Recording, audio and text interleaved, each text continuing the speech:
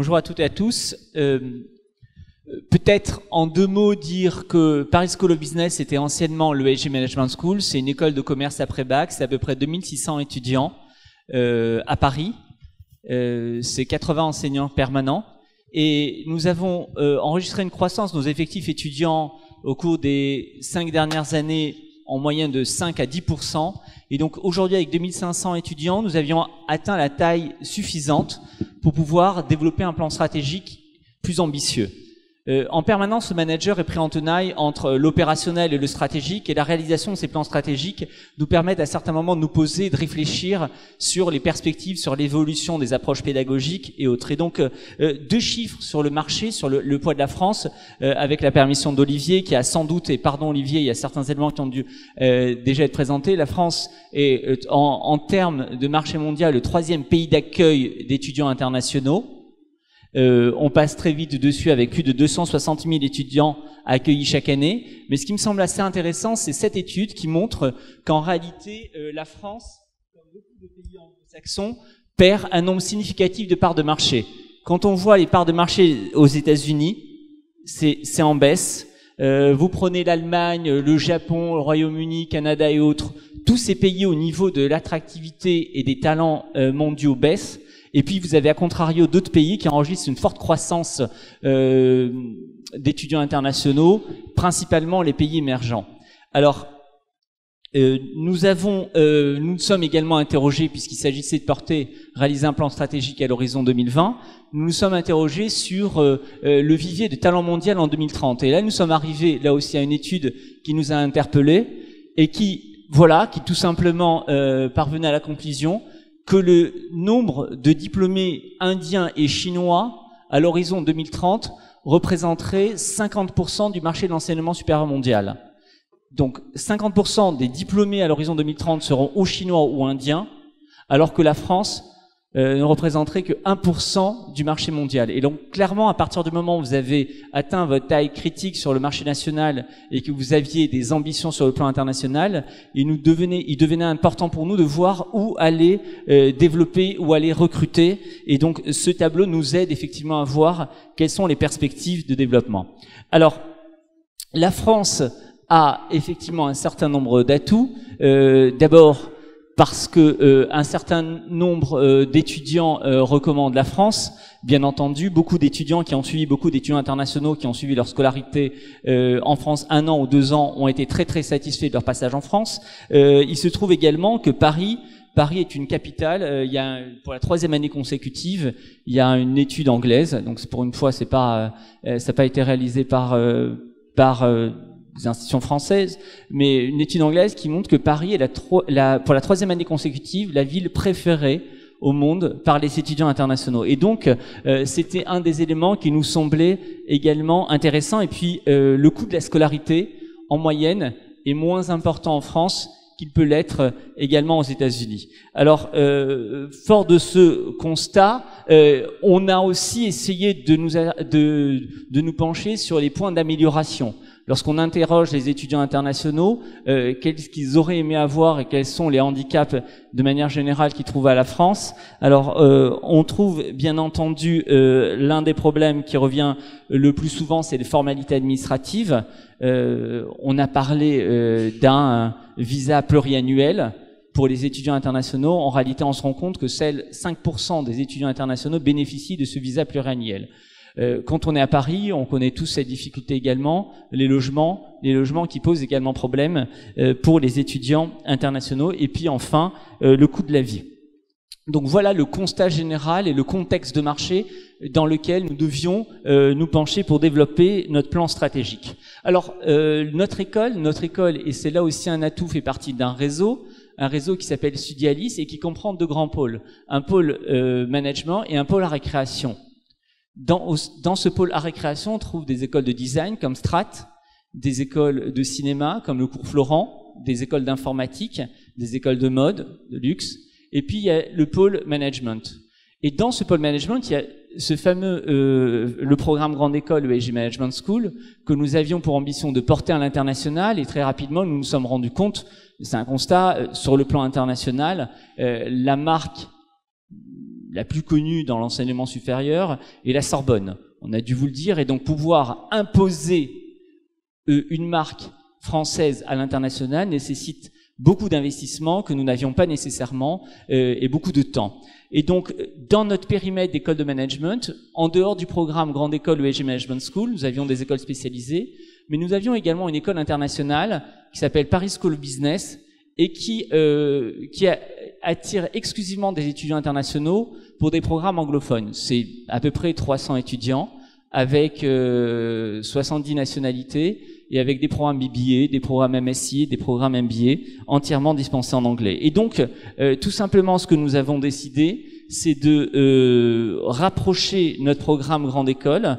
ESG Management School, avec la petite pépite que nous avions et qui disposait d'une très belle marque sur le plan international, Paris School of Business, pouvoir réunir les deux programmes, les deux établissements, et donc nous servir à la fois de Paris, qui pour nous est un atout. On l'a vu, Paris est la ville préférée d'après cette étude dans le monde pour les étudiants, et donc pouvoir capitaliser désormais sur cette marque Paris School of Business, qui nous permet de gagner en termes de visibilité, en termes de temps, par rapport à la promotion de nos programmes, notamment dans les pays au sein desquels le nombre d'étudiants est amené à progresser. Je pense notamment à la Chine, et je pense notamment à l'Inde. Donc nous avons regroupé ces deux établissements en créant désormais un pôle management composé d'une école à vocation internationale qui s'appelle la Paris School of Business et que je représente aujourd'hui, et qui propose des programmes, outre le programme Grande École, des programmes entièrement en anglais, BBA, des programmes MSc, MBA, et puis un autre établissement en management, mais qui s'adresse davantage à des programmes professionnalisants, à un marché national, ou encore à des MBA très spécialisés, comme l'audiovisuel par exemple, comme le tourisme, comme le management du luxe. Alors, en se dotant de cette nouvelle marque, Paris School of Business, nous avons conscience que ce n'est pas du tout la seule condition de succès pour pouvoir réussir et à parvenir à un rayonnement international. Il y a plusieurs éléments naturellement qui rentrent en compte. Il y a les accréditations, nous sommes dans une démarche d'accréditation, il y a la recherche. Vous avez parlé ce matin des classements également, les sites web, le réseau d'anciens, mais le campus joue également. Nous avons un campus qui est situé sur Paris, nous venons de déménager dans le 13e arrondissement. C'est un campus de 10 000 m², un campus cluster dont 1500 m² dédiés aux entreprises, et un campus qui justement facilite l'accès aux étudiants internationaux en leur permettant justement un certain nombre de services, nous le verrons dans quelques instants, auxquels ils sont plus habitués dans un certain nombre d'institutions internationales. Donc, Paris School of Business, à l'horizon 2020, quel est notre objectif? Aujourd'hui, Paris School of Business, c'est 3000 étudiants. Sur nos 3000 étudiants, nous avons 600 étudiants internationaux. À l'horizon 2020, notre objectif, c'est de doubler le nombre d'étudiants internationaux. Pour cela, il faudrait revoir les maquettes et les programmes proposés. Donc, les leviers de déploiement. Alors, il y a différentes stratégies. Il y a effectivement la stratégie multicampus qui vous a été proposée par Schema et qui vous sera proposée par le SCP Europe, qui existe également depuis quelques années au sein de l'ESCP Europe. Au sein de Paris School of Business, nous avons opté pour une autre stratégie, pour deux raisons. La première raison, c'est que une stratégie multicampus, c'est un investissement. C'est un investissement en termes de coûts. Nous sommes un établissement indépendant. Si pour Schema, 90% des recettes proviennent des frais de scolarité, nous concernant 100% proviennent des frais de scolarité. Nous n'avons même pas le droit à la taxe d'apprentissage. Donc aujourd'hui, désormais, il nous faut trouver d'autres modes de financement, mais en même temps des modes de financement qui soient assez souples et investir. Alors je me souviens, il y avait un chiffre qui était avancé à l'époque lorsque le SCP Europe avait ouvert son campus à Londres, c'était 25 millions d'euros qui avait été avancé par la région pour ce type de campus. Nous n'avons pas du tout les moyens de faire face à ce type d'investissement. Donc tout simplement pour nous, nous travaillons sur des stratégies d'alliance de type SkyTeam avec des partenaires locaux. Notre ambition n'est pas de recruter des étudiants internationaux pour les laisser dans leur pays d'accueil. Notre ambition, c'est d'attirer des talents internationaux pour les faire venir en France. Et c'est là où nous pensons qu'être à Paris est un atout. Donc un réseau partenaire type SkyTeam, nous sommes en train de développer des programmes spécifiques, notamment dans les pays émergents, puisque c'est là où plus forte perspective de croissance de talents pour demain. Mais nous travaillons également sur l'Amérique latine. Nous sommes en train de développer des programmes en digital business. Nous avons une chaire en digital business qui organise un petit clin d'œil les Social Media Awards en partenariat avec la Sorbonne et l'école de management de la Sorbonne la semaine prochaine, le 11. Donc nous développons un certain nombre de programmes en travaillant à la fois, on le verra, sur la French Tech et French Touch. French Touch, on l'a vu tout à l'heure, et c'est là où c'est intéressant, le fait de partie d'un réseau Studialis nous permet de nous appuyer sur un certain nombre de ressources. Nous avons des écoles de mode, donc nous pensons avoir une légitimité en matière justement de mode. Nous venons de récupérer une école de communication visuelle, nous avons une école de design, nous venons de lancer un master management by design, et donc aujourd'hui nous sommes en train de réfléchir à un déploiement de ces programmes au Maroc, justement toujours dans cette logique French Tech et French Touch, qui nous permet là aussi d'attirer les étudiants internationaux. Donc pas de développement de campus à l'international, mais des stratégies d'alliance fortes en nous appuyant justement sur des partenaires avec des qualités académiques équivalentes, en tout cas aux nôtres, et qui nous permet d'éviter également d'envoyer un nombre significatif d'étudiants dans un certain nombre de nos campus. Parce qu'en le modèle économique, en fait, est assez complexe à trouver. Vous avez, parmi les pays émergents, vous avez ceux au sein desquels vos étudiants veulent bien aller étudier, et puis vous avez ceux dans lesquels vous aurez du mal à envoyer vos étudiants. On envoie chaque année plus de 500 étudiants par an. Quand vous posez la question aux élèves où est-ce que vous voulez aller, alors évidemment ils veulent les États-Unis, l'Australie et l'Angleterre. Mais une fois que vous avez enlevé ces trois pays, il y a des pays émergents sur lesquels on observe une très forte demande. Par exemple le Vietnam. Nous envoyons chaque année une cinquantaine d'étudiants au Vietnam. La Chine. Et ce qui devient intéressant, c'est que vous pouvez sur certains pays à la fois recruter des étudiants locaux, mais en même temps envoyer vos élèves. On ne pense pas objectivement avoir la capacité de recruter des étudiants américains aux États-Unis. On pense qu'en matière de management, ils ont de très bons établissements qui leur proposent des formations académiques de qualité.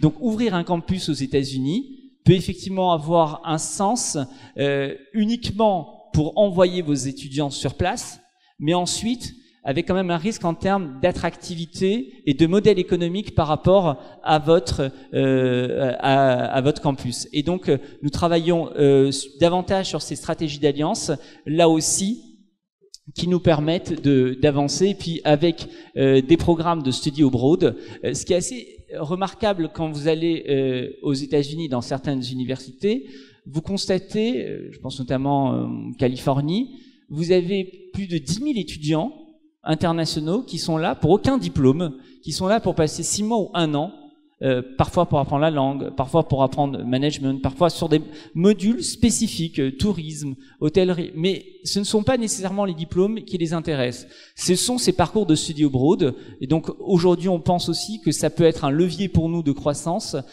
non pas aller recruter des étudiants sur des périodes de 3 ans diplômants, certes c'est notre objectif, mais aussi être en mesure de proposer un parcours académique sur 1 an à Paris. Et pour cela, nous travaillons par cette stratégie d'alliance densément à nos universités partenaires. Nous envoyons nos services des relations internationales promouvoir justement ces programmes de study abroad pour faire venir les étudiants étrangers à Paris.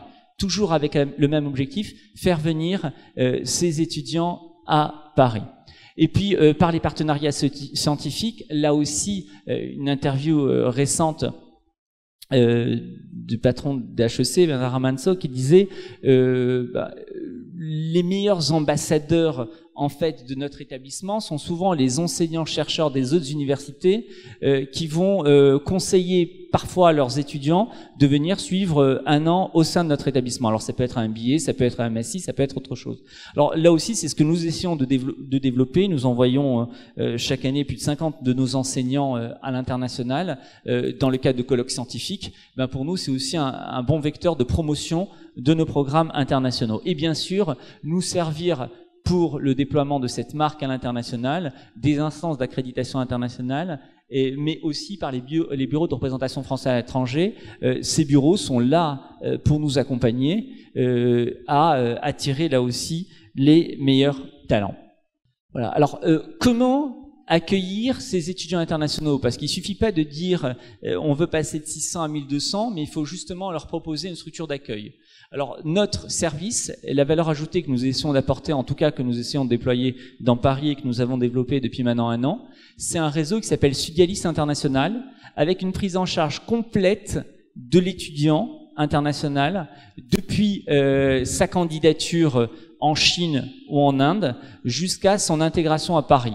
Et donc désormais, nous offrons la possibilité à ces candidats, une fois qu'ils sont déclarés admis dans nos process, un package avec on va t'accompagner dans l'obtention de ton visa, dans l'obtention bien sûr d'un logement à Paris.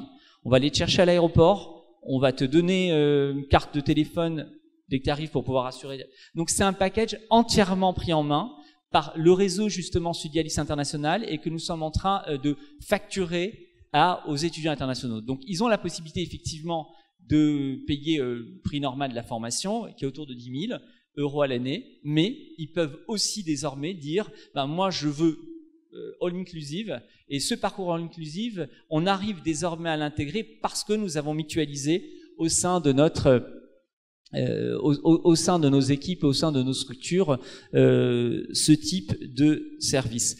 Et avec, comme je l'indiquais, des programmes qui tournent désormais autour à la fois de la French Touch et la French Tech, mais toujours en nous appuyant sur les compétences des autres écoles membres du réseau Studialis. On est en train de lancer aujourd'hui un MSc Management by Design. On le fait avec Strat, école de design.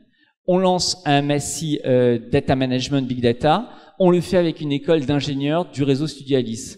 On lance un programme en luxe. On le fait en partenariat avec une école de management, ce qui nous permet justement d'attirer des étudiants internationaux sur ce fameux savoir-faire à la française que viennent rechercher les étudiants internationaux. Encore une fois, en tout cas le constat que nous observons pour des écoles de notre taille et qui n'ont pas la même notoriété que l'INSEAD ou encore HEC, c'est que nous avons du mal à faire venir les étudiants internationaux sur des programmes en management, parce que là aussi la concurrence mondiale est assez importante. En revanche, il y a certains secteurs d'activité sur lesquels il nous semble, sur lesquels la France a entièrement légitimité et sur lesquels nous pensons pouvoir nous positionner.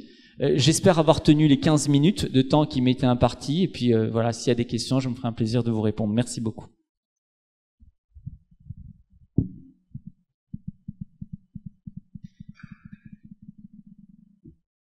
Une question, dans le cadre du groupe Studialis, avec les 2 grands pôles qui structurent l'école et les ponts qui sont aujourd'hui, est-ce qu'il y a des cibles, ou en tous les cas, est-ce qu'il y a des domaines qui sont en réflexion en matière de nouveaux développements, comme ça a été le cas ces dernières années, avec l'intégration dans le groupe de marques extrêmement connues, comme le Cours Florent ou d'autres, qui permettent maintenant à l'école d'offrir des formations qui n'existaient pas avant? Alors oui, il y a encore aujourd'hui, il y a encore des écoles spécialisées qui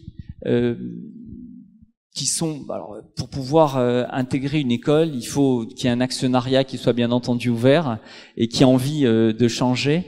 Il y a effectivement des secteurs dans lesquels la France a légitimité. Je pense notamment au tourisme. Et là, on pense qu'il y a des passerelles intéressantes à faire. Je pense également à la cuisine. Lorsque vous, alors il y a des, voilà, il y a des pistes qui sont en cours. Et je pense que là aussi, lorsqu'on parle de French Touch, Et lorsqu'il s'agit d'attirer des étudiants internationaux, lorsqu'on parle de luxe, on est crédible sur le plan international. Lorsque l'on parle d'hôtellerie, lorsqu'on parle de cuisine, on est crédible. On a beau expliquer à certains pays qu'on a aussi une légitimité dans d'autres programmes, mais voilà, elle semble ne pas être prioritaire pour les autres étudiants par rapport aux pays anglo-saxons, je pense aux États-Unis, en Australie, en Asie. Donc oui, il y a d'autres passerelles que nous sommes en train de constituer qui nous permettraient justement d'avoir une école de management avec une connotation French Touch assez prononcée. Merci beaucoup pour votre intervention.